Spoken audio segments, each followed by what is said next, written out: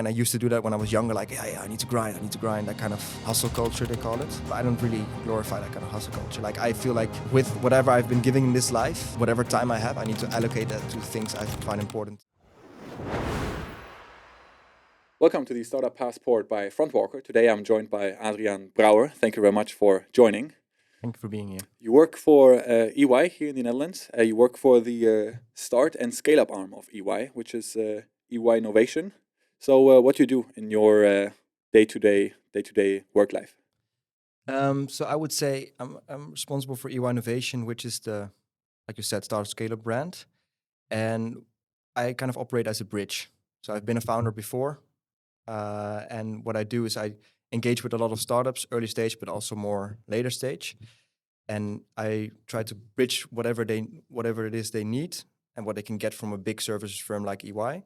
Because very often there's a match to be made, but not always obvious out there. So there needs to be someone putting those puzzles together, and I'm that guy. And well, could it be that you're also that guy? Because well, as you said, you have some experience as an entrepreneur yourself. So what did you do before that? You had two companies, is that correct? Yeah, multiple. So I think I've always been entrepreneuring from a young age. Started whatever was a market for, selling phones, bicycles, you name it. Eventually rolled into startups. So I work with startups.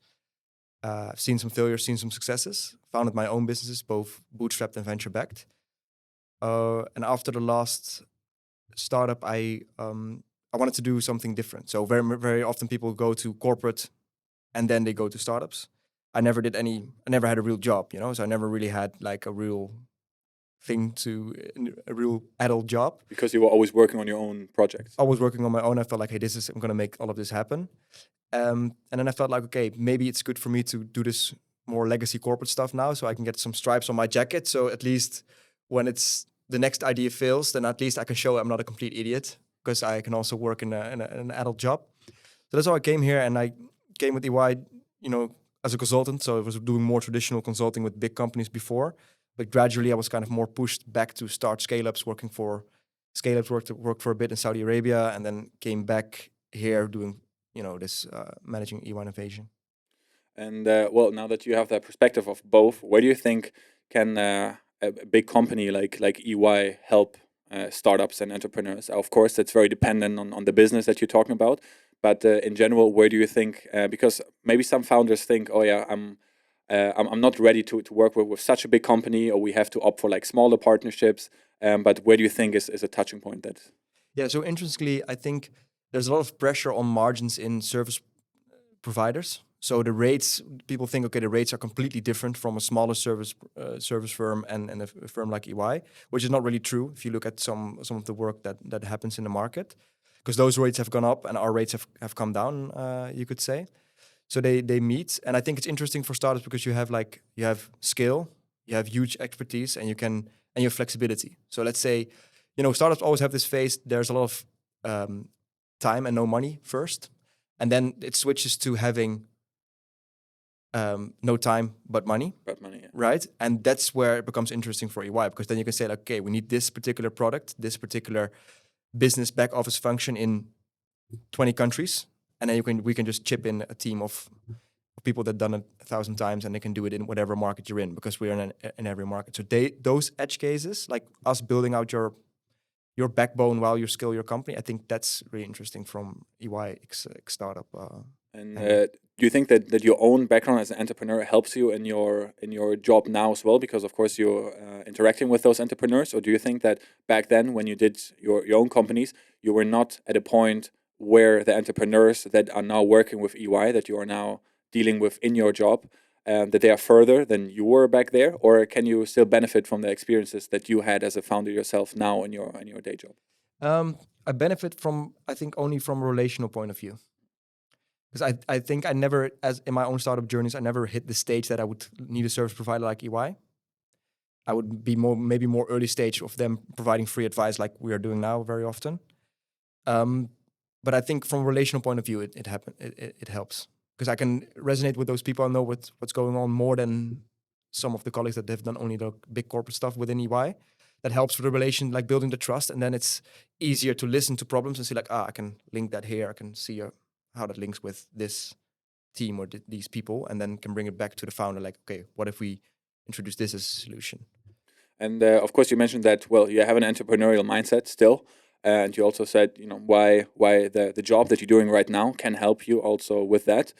So is there anything you do outside of EY right now yourself, or is right now the focus full on EY, get some experiences there, and then see if maybe at someday entrepreneurship will come your way again? Yeah, so initially that was, to be honest, that was the plan. So I'm already here for 2.5 years now, but originally was the plan, okay, hide in a salaried role for a while and then just go back and spin up a new company. But right now I'm just being paid to connect with interesting people. So I'm being paid to connect with founders, investors, enablers, to talk with them and build relationships. That's fun. But on the side, I've never really stopped building. So I've built out 2 foundations, both of things I think are very important that the world needs to see them. And in this day and age where, kind of what you want to exist, and if it can exist, those timelines have contracted, of course, with everyone automating everything with AI. So I think if you feel like something you need to see in the world, you can just build into existence this day and age. So I did that with 2 foundations. One of them is motivating people to go on a spiritual journey. The other one is a VC acting as a venture philanthropy initiative, so non-for-profit VC for a particular patient group, which is underserved and overlooked. Basically investing in solutions that will help make tangible impact on their lives. So I'm very, very passionate about them, and I think they combine also well with EY because, I have many events where I wear, like, for example, Homeostasis VC, that's the venture philanthropy name, Homeostasis VC hats, and the other time I wear the EY hat, and it kind of crosses over because it builds an interesting profile. One time you're investing or connecting with founders, the other time you are connecting with founders from a service provider hat.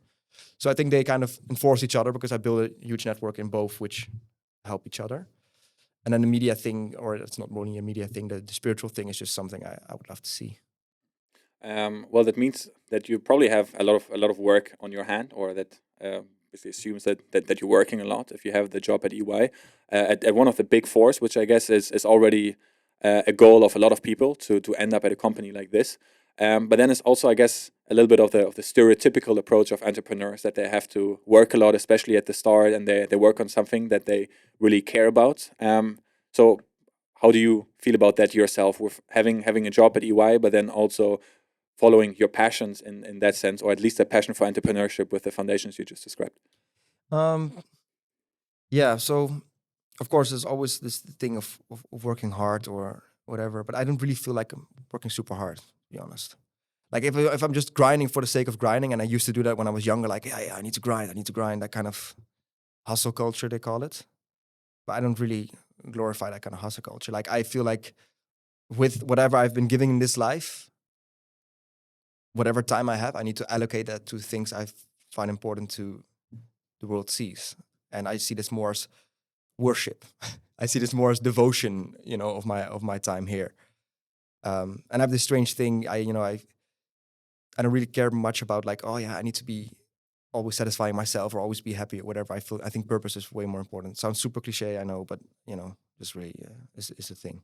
And does that at all connect to the sentence that came for you, which is don't plan, but if you must plan not to plan? Yeah, this is okay. Cool. So I have no plan what that means. No, but that's cool because you brought out a cool quote. This is a quote from a man, a writer from the 13th century, from Ibn Ata'illah al-Iskandari from Egypt, and he wrote a book about how we should let go of organizing for oneself. And I think this is so much needed. It's the best book I've ever read. It's the Book of Elimination, it's called, and it's so much needed this day and age. It's just the most necessary because we are living so much in the illusion of control.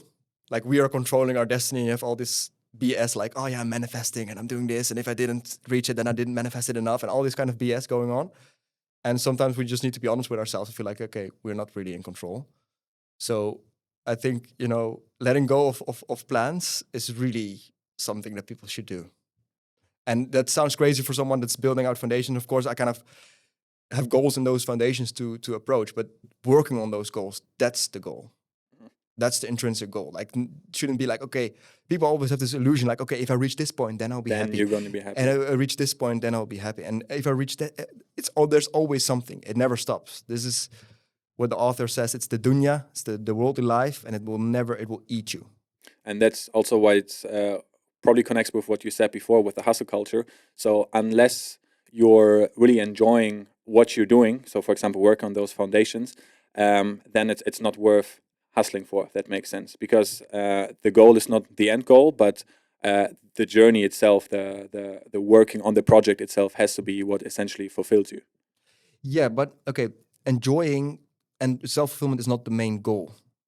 So enjoying, I wouldn't say I really enjoy them always.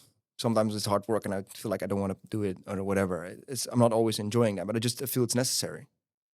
So, and I know this is in this day and age, people don't say God and whatever, but I feel like, okay, when I die, I want to meet God and say like, okay, this is what I did. Look at this. This is what I tried. Judge me for it. Like in a good way, right? Be kind. But I mean, like, that's the way I look at it. So it's more of like preparing a list of deeds that I've done in my life. That's kind of the thing. We always end the podcast with a round of what we call a quick fire questions. Okay. In that sense, or in this case, it's for you to finish the sentence. So I start a sentence and you finish it with what you believe is right, or with how you perceive it. The first one is working with founders. Is working with founders, at least you will learn a lot. After being a founder myself, now working for one of the big four. I'm sometimes really bored, and sometimes I really like that things just work. And the last question, my biggest learning in business can be in your job or as an entrepreneur. Voorkomendheid kills the business. Voorkomendheid, I don't know how you translate it into English, but it means like to be assuming for someone else. So for example, yesterday I was writing this founder, very inspirational serial entrepreneur in San Francisco. I WhatsApped him like 1,000 times, he never responded. And I was assuming, okay, maybe he doesn't like me anymore, whatever. Then I sent him an email like, hey, you never WhatsApp back, but I need to talk to you. And then he called me up. He's like, oh yeah, I'd love to talk to you, but WhatsApp, blah, blah, blah, blah, blah. And we have this thing like assuming like, oh, he may not like me anymore. That's voorkomendheid. So all of it kills. Don't assume. Thank you very much for sharing this, for sharing the work that you do, but also on the other perspectives. Very much appreciated. And overall, thank you for joining the podcast, of course. Thank you for having me.